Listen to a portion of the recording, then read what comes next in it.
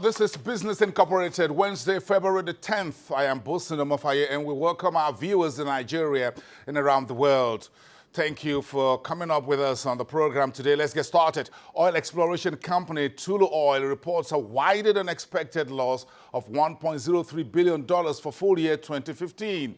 And South Africa hosts the Mining in Durban annual conference in Cape Town amid concerns over metal prices, investments, and safety measures. Plus, in West Africa, Ghana targets 5.4% gross domestic product growth in 2016. That will be higher slightly than 2015 figures. Now let's get started from the world of oil. Tulu Oil, the UK-based exploration company with a focus on Africa, has reported a wider than expected full-year 2015 loss of $1.03 billion US. According to a Bloomberg report today, Tulu Oil writes off $749 million in exploration costs last year and takes impairment charges of $406 million US.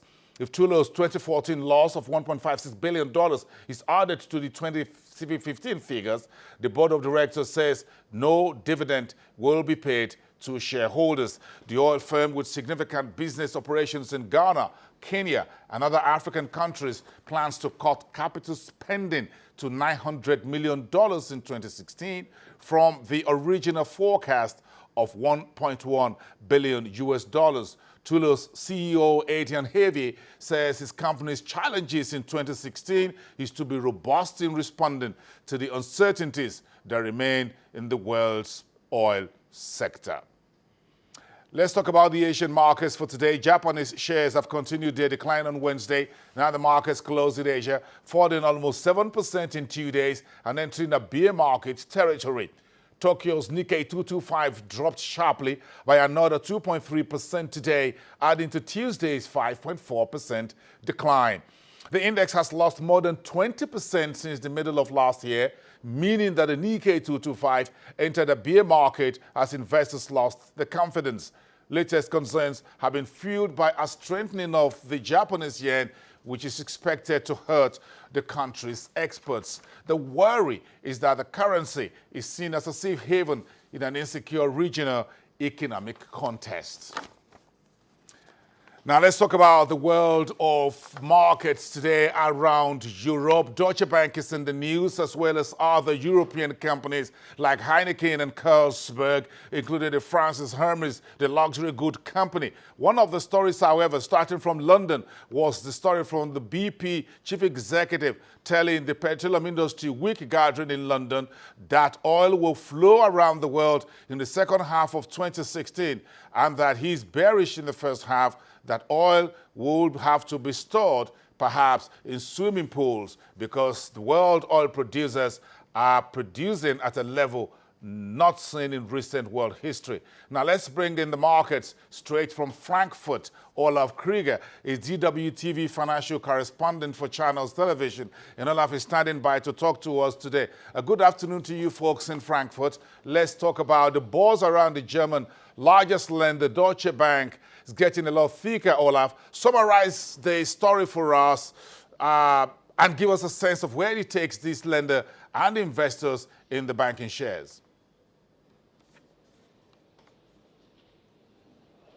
Well, it's pretty simple. The German bank shares went up after days of heavy losses. But I also have to say the problems aren't solved so far. The German top bank is still in hot water. And I think the hardest thing to deal with is getting back investors' trust after all those things happened with the German bank, despite assurance from the bank that its balance sheet was rock solid. The bank is also a subject of takeover speculation in German media already. And finally, the Deutsche Bank has a lot of negative press for years now, amid a series of scandals and litigation. So I think the situation of the German bank, of the Deutsche Bank, is more serious than ever. Interesting. Let's stick with the corporate news stories, Olaf, shall we? Well, some good, some not so good. You just talk about Deutsche Bank. Talk to us about what are folks drinking in Europe? Heineken or Carlsberg? How strong are the headwinds? And any idea where, if the current headwinds, the economic headwinds, when will they taper off for some of the companies such as Deutsche Bank and a few others like the troubled automaker Volkswagen?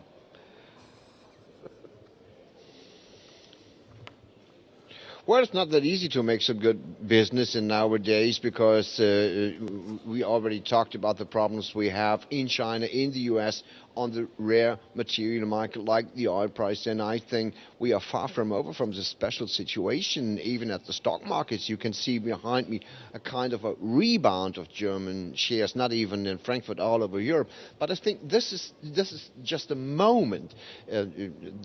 Things haven't dramatically changed in the economies all over the world, so it's hard to have good business. But you mentioned Heineken, and Heineken released figures today, pretty much good figures, so the beer market is obviously in a good mood.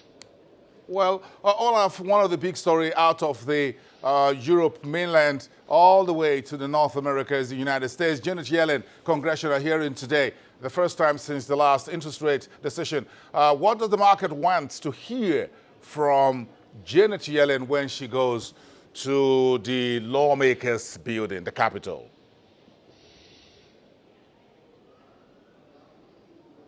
I think all eyes are on Janet Yellen, on the head of the US Federal Reserve. No one really expected a decision in the rate policy of the Federal Reserve, but everyone is desperately waiting for some hints how the US economy is doing right now. The latest figures from the labor market from January aren't that bad, but I think it's very important for traders around the world to hear Janet Yellen and her perspectives of the US economy and the economy worldwide.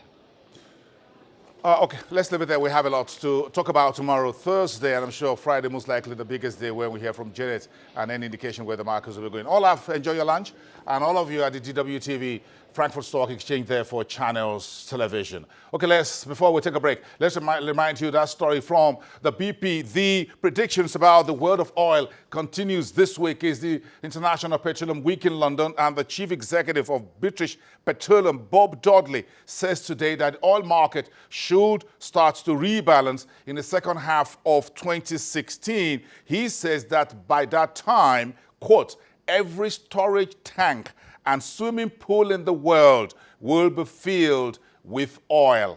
That is from Bob Dudley, the chief executive of British Petroleum. He says his company is very bearish on the first half of 2016. There will be no significant recovery in the price of oil.